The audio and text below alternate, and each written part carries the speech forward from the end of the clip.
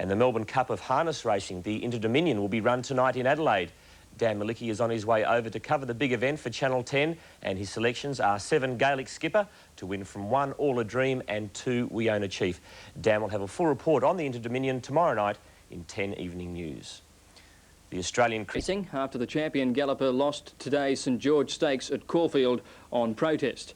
Vo Rogue was first past the post, but a 30-minute protest hearing saw the placings reversed. Now, this is the official steward's head-on film. Vo Rogue has just rolled away from the fence there, and you can see there is sufficient room for King's High to take a narrow opening on the inside. Michael Clark committed himself for the run, but Vo Rogue with Small still riding with the whip, comes across, takes his running, and it's at that point there that King's High has been checked out of the race. Vo Rogue crossed out of the rails. He's taken King's High's running, and shortly after, King's High was able to get a run away from the inside and come after Vo Rogue. The official winning margin was 3/4 of a length, but Vo Rogue had the race taken from him. Well, in a day of drama, another protest in the Blue Diamond Prelude was also upheld. Colin Hayes won his first Oakley Plate with Scarlet Bisque, a mare who's 5 months pregnant after having her last race start today, and Shane Dye rode a treble.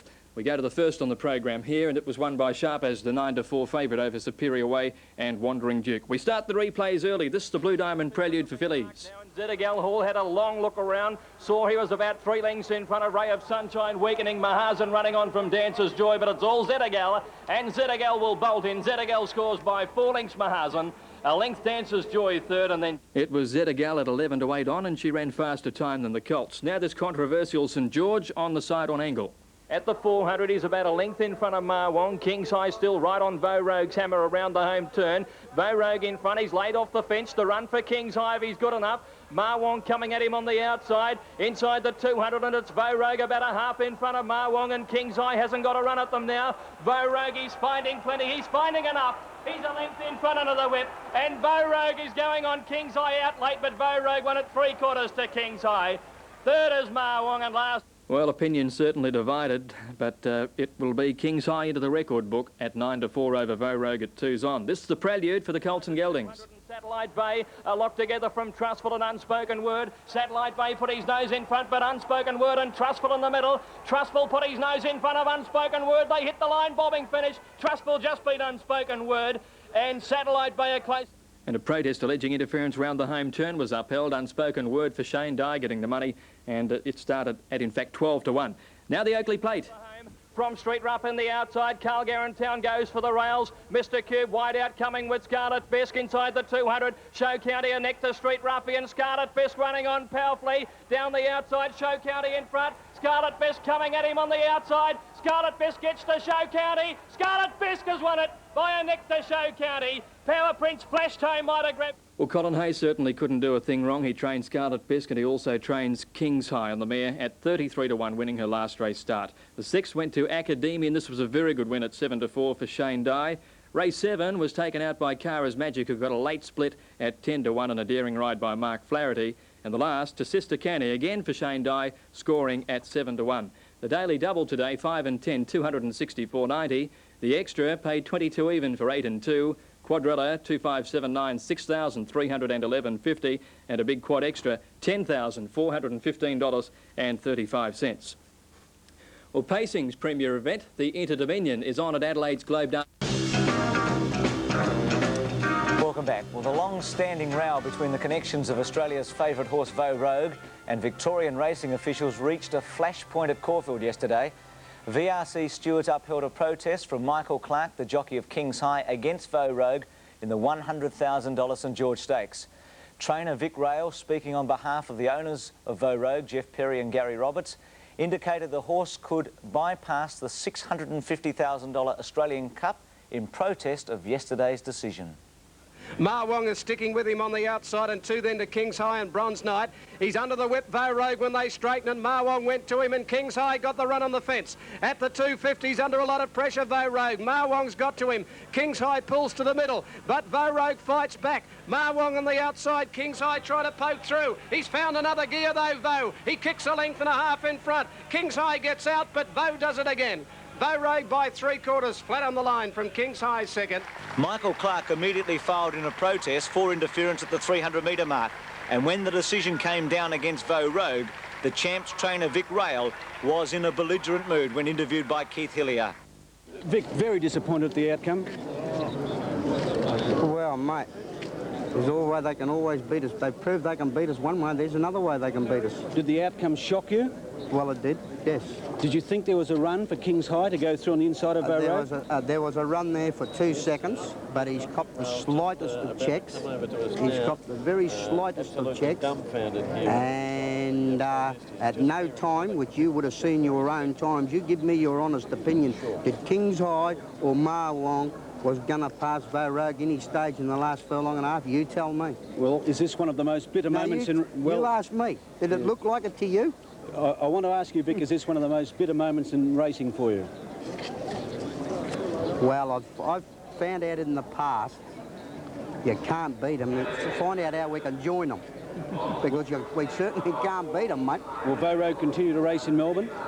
That's up to the owner. That's not up to me. Is there a chance that you'll pick up your bat and go home? No, well, that's not up to me to decide. That is up to the owner. But if they can't produce a better track than what they did last week at Flemington, they may as well let us know now and let the owner know, and then we might go home, mightn't we? At the conclusion of the meeting, VRC Chief Steward Pat Lawler took the historic step of explaining his decision nationwide via Sky Channel. Well, the film will show that Michael Clark on Kings High attempts to go up on the inside of Vow Rogue, where there's ample room here, and Cyril Small rides back in with the whip and chops him off there, and he is then disappointed for a run. He is then held up as a result of this. He lost ground then and got back behind, but then there he is blocked for a run all the way down the straight here until approaching the winning post. Now, we believe that Michael Clark got within a length of Cyril Small. Small shifted in and took a run that was rightfully Clark's, and as a result of that, we believe that incident, together with the fact that he was then held up due to losing that run, cost Kings High the race. The chairman of the VRC Stewards, Pat Lawler, and ironically, this is the 3rd time Michael Clark has protested when riding Kings High in a major race, and the 1st time the stewards have upheld the protest. The stewards cannot be criticised for their decision. The interference looks severe, but I doubt if Kings High would have won the race any other way. He's been beaten in a couple of very close photo finishes when he looked a winner, and Vow Rogue is the best fighter we've seen for years, and in my opinion, he would have held off his opponent. Well, we seem to say it every week, but what a day for 66-year-old Colin Hayes, who not only won with Kings High, but took out the richest race of the day, the $225,000 Oakley Plate, with the mare Scarlet Bisque. The 4-year-old continued a tradition for Hayes, who has raced a number of pregnant mares with great success.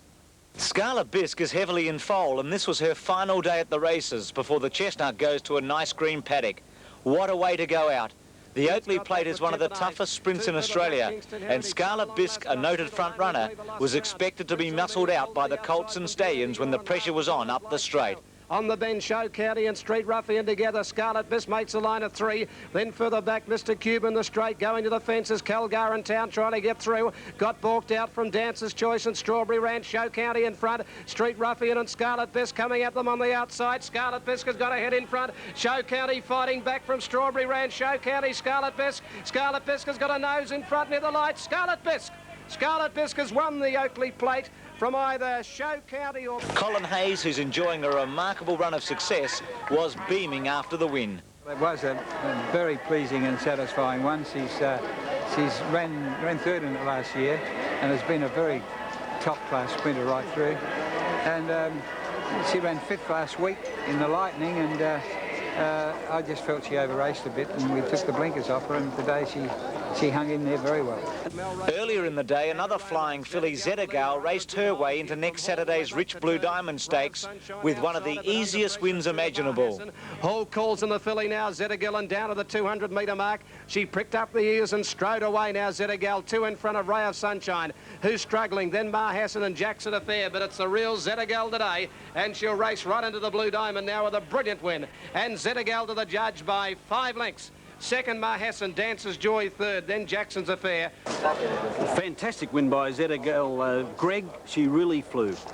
Yeah, she's won very, very well, and it's hard to say. I think she will improve a little bit on that, and it's thrown another spanner into the works for the Blue Diamond, especially for you blokes, Keith. Greg Hall wasn't so happy after the Colts and Geldings division. He was first past the post on Trustful, but a protest from the second horse Unspoken World was upheld.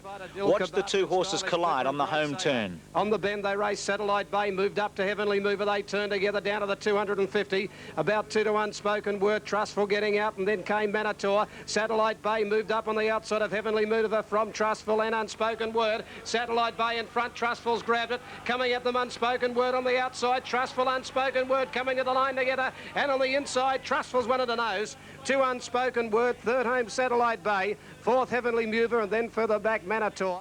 Brian Martin calling Trustful the winner, but Unspoken Word getting the race on protest. And after yesterday's meeting in Sydney at Rose Hill, it's obvious the 3-year-olds are going to play a major role in this year's Weight for Age races. Last week, Key Dancer thrashed his older opponents, and yesterday it was Dr. Grace's turn to win first up in the $100,000 Oceania Stakes. Dr. Grace, having his first start since the Victoria Derby, has staked his claim to be a major player during the Autumn Carnival. It was a pretty ordinary field as far as Weight for Age racing is concerned, but Dr. Grace will be improved by the win.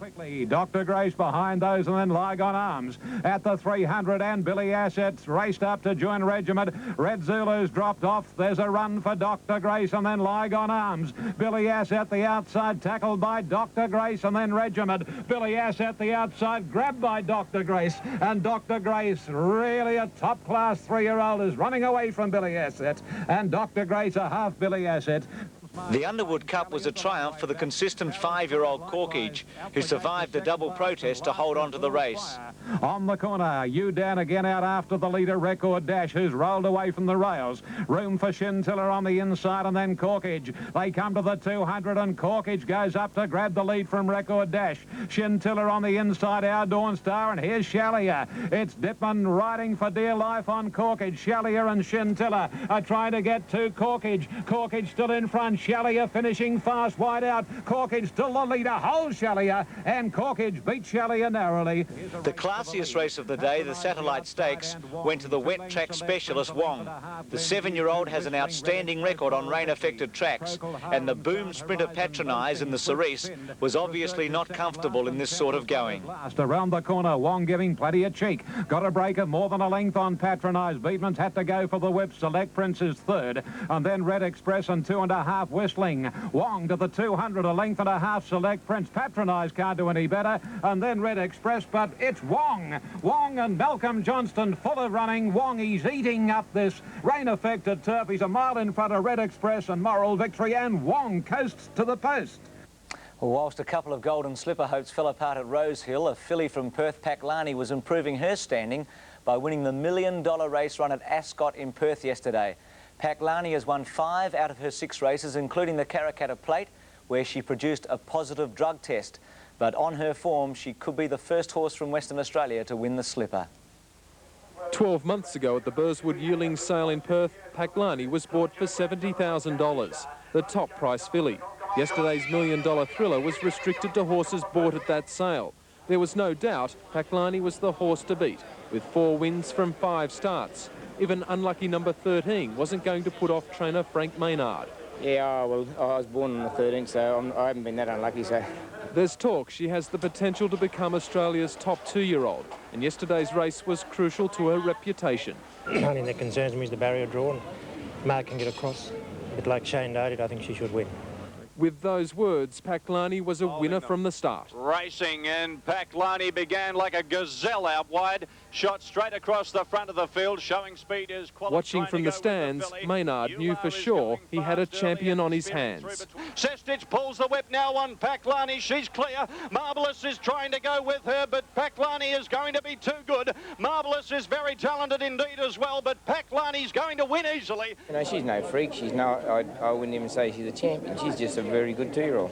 Connections of Paklani will now fly her to the east for a chance at the prestigious Golden Slipper, but hopes for the filly to qualify hang on a steward's inquiry into a positive swab taken after Paklani won the Karrakatta Plate in WA last December. Inquiry set for March 16th and wasn't a popular topic for her owner. No, I don't particularly want to talk about that. But obviously it's something that could get in the way. Well, it's that's all under control at this stage, so there's no problem there.